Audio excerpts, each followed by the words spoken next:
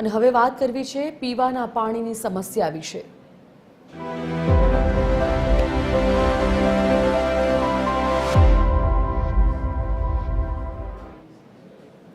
राज्य में उनाळा में अनेक जिल्ला में पीवाना पानी की पोकार उठी।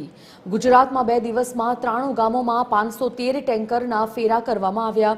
बनासकांठा, देवभूमि, द्वारका, राजकोट, सुरेन्द्रनगर, कच्छ, अमरेली और पाटण जिल्लाओं में पीवाना पानी ने लईने ककड़ाट जोवा मळी रह्यो छे। आम हाल 7 जिल्ला में पीवाना पानी ने लईने ककड़ाट ने लई टेंकर रात जेवी स्थिति ऊभी थई।